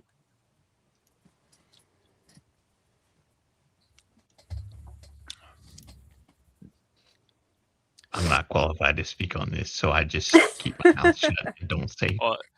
That's specifically why I asked my land back question the way I did. Is like I'm not educated on this, so I want to make sure. You guys can still stand with our community. You guys can, like, you can reach out to the tribal offices, see if you could volunteer at powwow, see if you could volunteer at events. You know, you could march with us. The biggest thing I tell people, even as a native, if I go into a new native space, don't tell them what you know. You listen to the people there, you listen to the leadership there, and you ask how you can help. Like, I will interject for the folks who might not be familiar with this as a crisis, that at least over 10,000 Indigenous people are estimated to go missing each year, according to the National Center for Missing and Exploited People. We have about 120,000 people total on average. So 8% are Indigenous, but Indigenous people represent closer to between 1% and 2% of the U.S. population. So it is a vastly disproportionate effect on the Indigenous descendants in this country. It's a continued genocide. It's what it is. It's, you know, I tell people that are going super hard for Palestine to take a break and look at the genocide here. Because it's still happening, and we need my elder now is saying, call them accomplices, not allies. We need accomplices, not allies, because allies co-opt our spaces. They take them over. They start talking louder than us. They start, you know, because white presenting people get more attention. It's the privilege of having the skin color. So we really need to focus, if you are going to stand with our communities, on listening and following directions. It's about putting your ego to the side. Like, if you're in a group and you feel like you're not being heard or listened to, oh well. I'm not going to sugarcoat it for you. If you make a big deal and be like, I feel like my ideas are not appreciated, they're going to laugh at you. Like, we don't care. We're not here to center your voice. This is our space. Our voices get to be centered, not yours, for once. Like, sit in the back and follow. Don't try to be a leader. Yes, it is MMIW Awareness Week. May 5th was MMIW, like, the main day, and I was down at ICE. We hung up, or a group of Indigenous people hung up red dresses. I came while they were doing that, so I can't say we. We did get to beat up some piñatas, though. I have a picture on my Facebook of one of them. They look like a little ICE agent. It was great. Oh. I feel like ice piñatas is a growth industry that I could go for that at my next party. I mean, I dig it. Got a question from Fight Sad, who has amazing hair in that picture. How will you fight? Sorry, let me start again. How will you combat the rise of homelessness, not just for veterans? So my housing plan is not just for veterans. It's for everybody. The one we were just talking about. That one's not just for veterans. That's for everybody. It starts with people already on the streets, and it works its way up to people at risk of being on the streets, then low income, and then eventually everybody will be able to have the chance to own a home. For the veterans, my plan is to make sure that anything that's at the state level control, because I can't change anything on the federal level, I want to make sure those gaps are closed. I want to tackle that requirement. I want to get rid of that requirement to have served in a combat zone at least one day. I think it's ridiculous and it needs to go away, like tackling little things like that to help veterans, because the housing programs for veterans are there. They just have those stupid stipulations that can go. Oh, there was a dildo on the call box of ICE for a little while. And they also threw a whole bunch of dildos at the ICE facility. Admin Eljo has been very involved in pushing forward the dildo protests. Her pro-dildo platform has been heard by ICE in the extreme. Shout out Eljo and her dildo passion project. Funiculus, I believe it's 10 times the national average. Is for missing and murdered Indigenous people. Oh yeah, that's me. That's my thing. It's but just by the numbers I was doing there for last year, it was 8.3% more likely for the Indigenous to be the victims of it than anybody else, which is ridiculous. If you want to look up the prison statistics, even though we make up only 2%, less than 2% of the population, we also have one of the highest incarcerated individuals per capita. So that's another one that you can look into as well. We are arrested. I don't know the exact rate, but at a much higher rate than anybody else for percentage wise. And now for the racists out there, no, that doesn't mean anything about Indigenous people. That means something about our system. And now the Trump administration wants to say that Indigenous people aren't citizens. So yes, wow. Progress. Wild. Like, they want to deport the Indigenous people, and it's like, y'all even hear yourselves? It's just deport them to where? Just exactly right. Of course, someone in the Trump administration will say something dumb like India, and it's like, well, somebody I used to know, their mom was actually pulled over by ICE, and she's like, where are you going to deport me to? Back to Watauga, Oklahoma? Like, that's where we're from. Like, I guess I would be sent back to Virginia. I mean, thanks for the free plane ticket. I haven't been able to visit my tribe yet, so I guess. Hey, I mean considering nice. that I was born there, it's not bad. Considering that they sent people back to countries that don't they sent people from El Salvador to like the fucking Congo or something. It's like, what? That is Lemon. Stop. They're trying to send a lot of people to the Uganda. They're looking for places where displaced people are going to be treated as badly as possible. where they will be murdered, enslaved, or some other horrible fate, because their whole purpose is to hurt people, is to intimidate. And it's like, we have been talking within like the indigenous community about the concentration camps being built, Yeah. you know, as a very more serious answer to where are we going to send, like, where will they send the natives? Well, concentration camps, just like they did with the Japanese, just like Yep. Nazis did with the Jewish people. And for those Just that don't like know, they already the did Jewish, to the indigenous community. yeah, the Jewish Holocaust was based off of the native genocide here in America on Turtle Island. Hitler looked at that and said, "Oh yeah, that's a great game plan. Let's do it here." Yeah, Hitler looked at a lot of American atrocities, both against the indigenous and against the black community, especially in the South, and was like, "Oh, well, they can all do all this, and people think the United States is so great, then we should be able to do the same thing." Yep. Yeah. No, it's stomach churning. It's such a multiply pronged genocidal regime. It's kind of mind-boggling. I mean, like, you know, genocide abroad, genocide at home of every non-white group, genocide against trans people. Like, it's such a how many people can they possibly be trying to genocide at this point? But they don't feel there's room for anyone else outside their Christo-fascist, white ethno state. They don't want anyone else there. Yep. I was tasked with, because I am white presenting, with, because I was running for office already. And so my mentor was like, you use the privilege of your skin color, you get in there, and then you open the doors, you make that space for us. And so it's because of her that I've actually grown a backbone in these spaces, like in the Multnomah Democrats group chat. I argue. I used to be quiet and passive. Now I'm like, nope, I'm here. This is what's needed. If you don't like it, oh well, I'm still going to say it. So, yeah. I have a rant about that mentality. Not about people having that mentality, but about people not having it. Specifically, this is a rant about Sarah McBride. It does drive me insane when people from a marginalized group, and I'm picking on Sarah McBride because she's a strong example of this, who is close to me, my communities personally, where they will get in a position of power, and then they'll be like, "We're not going to rock the boat.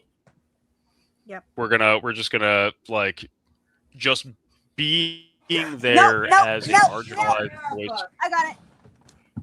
Sorry, I hope I just didn't like. There, you're good. You're good. No, she opened the door. There's another dog here, and we haven't introduced them yet. So okay. I was gonna say that as a member of a marginalized community, like, having the mentality that you're talking about is so critical, because just being there isn't enough. It should be, but marginalized people aren't afforded that level of privilege. Just aren't.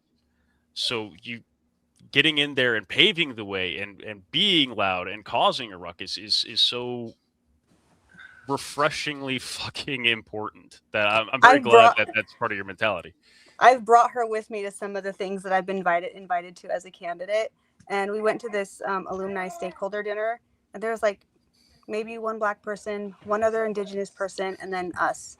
And her son, like her son's over 6 foot, almost 7 foot, whereas his land back jean jacket with all the patches on it. And she came in, it was great. We were with a CEO at our table of Wilco and a couple other, like the board member of the candidate training or the agriculture training, and they were actually like defending data centers, and she laid into them. And I was like, yes, I'm so glad I brought her.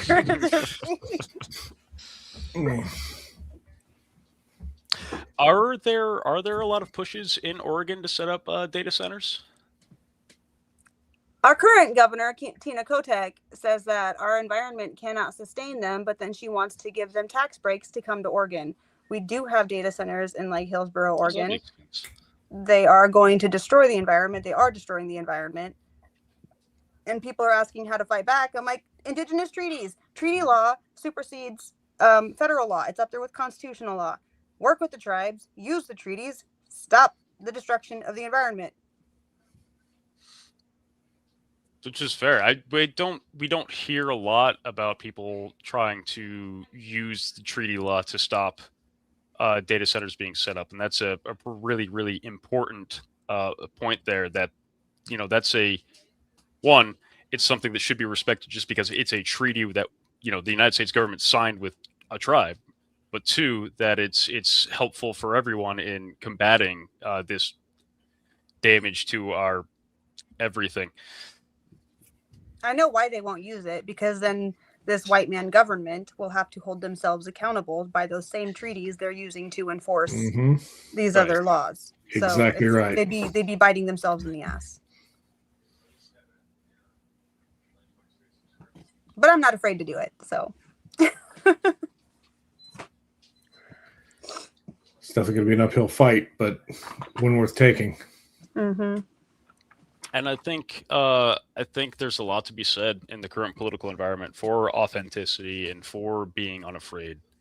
I mean, people are looking for that authenticity. They're looking for a fighter. They're looking for somebody who's going to say, "No, fuck this. This is the right thing to do. We're going to fucking do it." So, I mean, that's very, especially for the political moment, it's very, very, very strong position to have. Very true.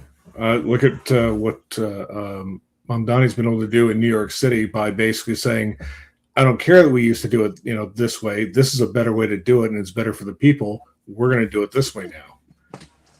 And by God, whether you agree with him or not, he is getting action done.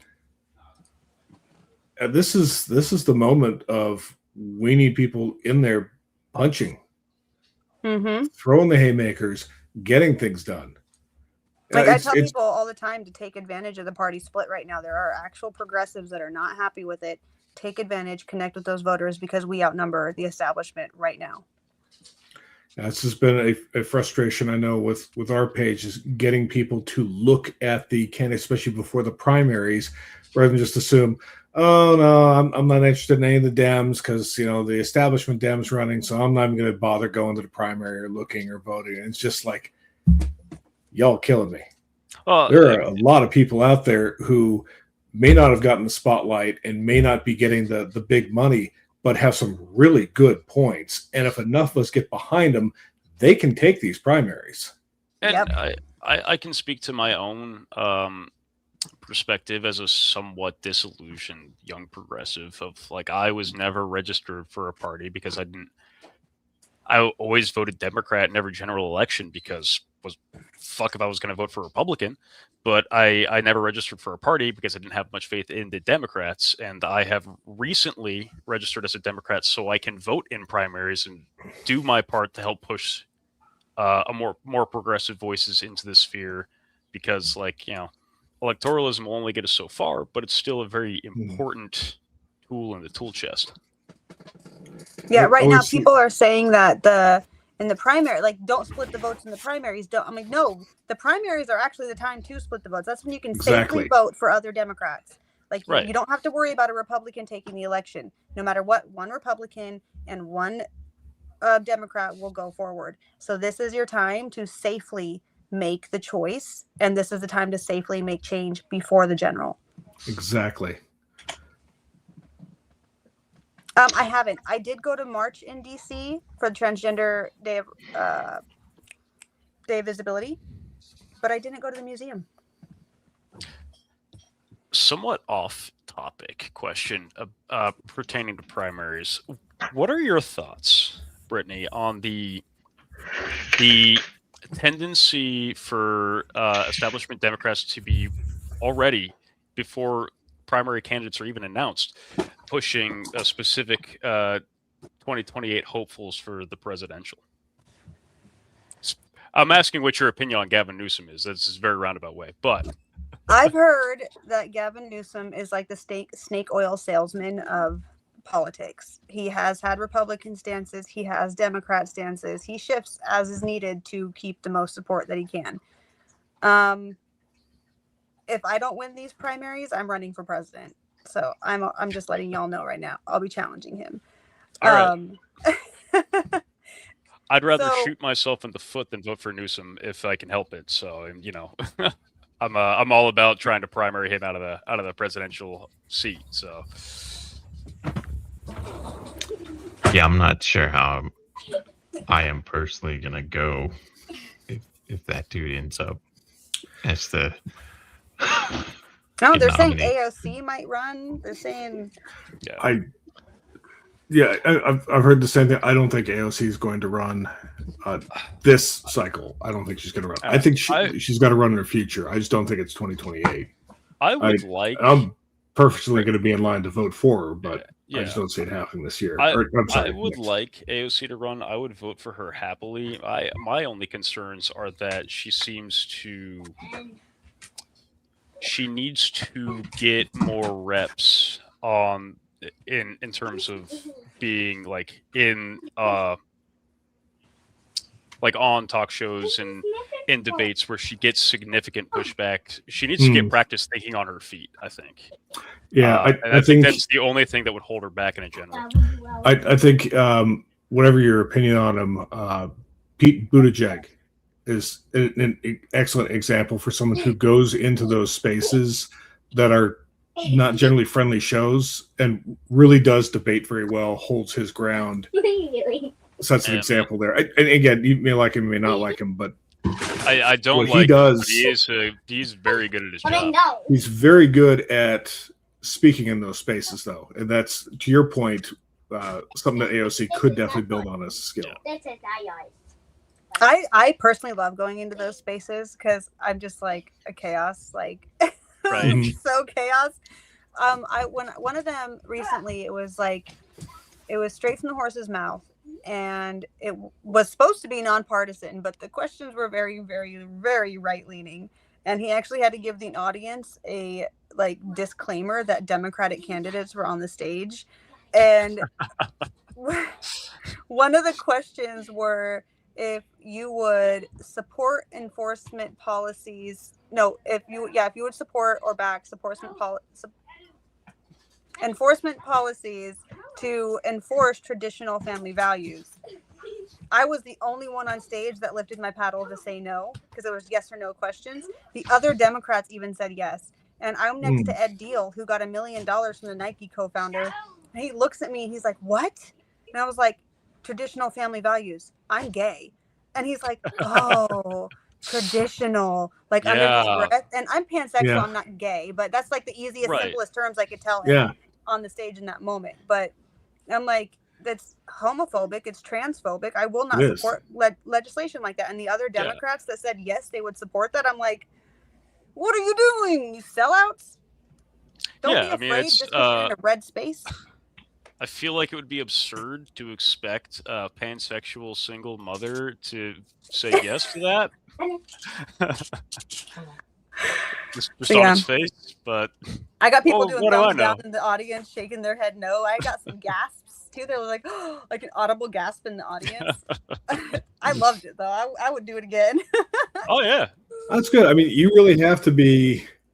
You have to be a personality that can go into that kind of conflict space and be able to thrive. There's people that just can't do it. That might be a great politician otherwise, but if you can't be in the space and combative, but be able to be stated in how you're delivering things, you're not going to be able to succeed at it. Oh, that's why I wouldn't go into politics, because I would lose my temper in those spaces. I'd make them uncomfortable, but I'd do it by screaming and cussing at them, and nobody would vote for me after that. I don't know. I mean, if you ran as a Republican, it'd probably work. Right. Don't do it as a Democrat. They'll condemn you for cussing because they're all goody two shoes. Yeah. I'm just saying, I would rather nail my balls to the table than run as a Republican for anything. Do you know how many people, when I first announced my gubernatorial run, even to this day, they think I'm Republican, and I don't know why. Like, they'll be like, I had a Democrat attacking me in the comments, and then they sent me a message. They're like, "I'm sorry. I thought you were a Republican. You have my support. I'm so sorry for making that comment." And I'm like, what? I have policies pinned against ICE. I have very clear and loud stances for separation of church and state. I have very clear, loud stances for supporting the sanctuary status. Why do you think, just because I'm going against the incumbent, you think I'm Republican? Come on, guys. Come on. Also, if they regretted making those statements, why would they just tell you that privately instead of publicly saying, "No, I fucked up"? Yeah, Yeah. like own it. Yep. Yeah, that seems almost like it's a strategically planned thing to weaken your campaign and strengthen the incumbents, and they want to try to save face behind the scenes. That's what that sounds like to me. But I I'm no had political somebody. analyst. I'm a 27-year-old dipshit who lives with her parents. So what do I know? But No, that's actually a really good point. I have somebody that they commented anonymous, and they said, I work in politics, but me and my entire family voted for you. And I'm like, okay, if you work in politics and you have to comment this anonymous, you must work for her or close to her, because there's other people who were like, I want to support you publicly, but I can't because she can retaliate or she'll do this. I had somebody comment that I know her personally. She's a terrible person. I voted for you. So it's like all these are like consolidating into my comments where I'm like, who are you? Like, I really want to know who the anonymous person was. Like, I know you, if you're a politician or work in politics, connect me with the other people that feel like you do. Let's get a whole coalition going. It's interesting how many people in politics have their public face. Oh, yeah. Oh, right in the face. Right in the face. But how many people who work in politics have cultivated that public face, but behind the scenes, everyone knows they're kind of like a piece of garbage or something. Well, I won't name names, but I know a number of people in the Southeast PA's Democratic political apparatus for different candidates and whatnot, and some of them they hate each other. They've got all these stories that would absolutely destroy them if they ever came out, kind of things. And it's but on stage they're all smiles and waves and everything, and you'd never know how much they truly hate each other. It does not surprise me to hear how many people have reached out to you about how they can't stand her. You know what's great though about the other Democrats running though, outside of the traditional family values thing? So Fora, she was not on the stage during that time, but we co-endorse each other because if me or her get into office, we can make change. I'm more of a hard ass about it than she is, but we still want the same things. And so the candidates, myself, Fora, I think Tristan Shepard, I don't know if Atkinson will be there, but we're all going to be marching together with the Multnomah Democrats on the 9th. And it's like, we're standing together and we're going to start a hashtag trend that says, don't vote Kotek. And then, so like literally, because if all we have to do is pull enough votes from her and she won't win. And me and Fora right now are the two front runners. So either me or Fora would win. And so we're all kind of banding together to make that happen. And it's an actual like friendly coalition without that cattiness that you see in the establishment politics. And I love it. Yeah, because at the end of the day, there's two goals. Like, get anybody but Kotek to win a primary, and don't lose to a Republican. Yep. So. What are you doing? I'm on the show. Trying to get on live stream before they wrap it up. This is Lemon. Her name is Lemon, and she likes rocks. Oh. Mine likes rock too. He tried to eat one again today. She will find the biggest boulder and literally like pull it like with her paws and bark at it and yell at it. And mine likes to sneak them into the house and then throw them against the drywall as hard as he can. All right, we got time for one more question, and Asia just posted it, so I am going to grab it. So, do you support more renewable energy projects in Oregon? I do, but I've actually lost some leftist votes from this stance. I don't support electric vehicles. I do not support pushing for their infrastructure. The minerals required to build the batteries destroy tons of earth per battery, and it primarily affects Indigenous communities in America and globally. So until we can find a different way to create batteries for these vehicles, I do not support electric vehicles. They contribute to the erasure of my community. And if I lose votes for that, then oh well, I stand with my community. But I do support renewable energy. Take that. Yeah. I like that. That's like a no bullshit answer. Like I am what I am. Mhm. Not sorry, not sorry. That's And I great. encourage I people love to that. research that too, because a lot of people do not know this. You cannot; these batteries only last about 7 years, and you can't. There's very limited ways to recycle them. The damage is terrible. There's literally a like this lake of water that's not water anymore. Wildlife that lands in it dies, and so they have sound cannons over it specifically to keep birds from landing in it. There's a whole YouTube documentary on the harm that batteries cause. I'm gonna have to look more into that. Yeah. I'm gonna Google it after the show. After I get Aileron transported. All right. That is going to be our live stream for tonight.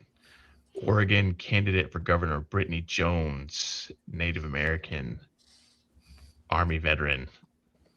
Thank you for joining us so much. Thank you for giving us your time. Also, tell Kyler I said thanks for the heads up on some of the questions and also for getting you on the stream. That was awesome. He heard you. He's in the room. Hi. Hi. Hi.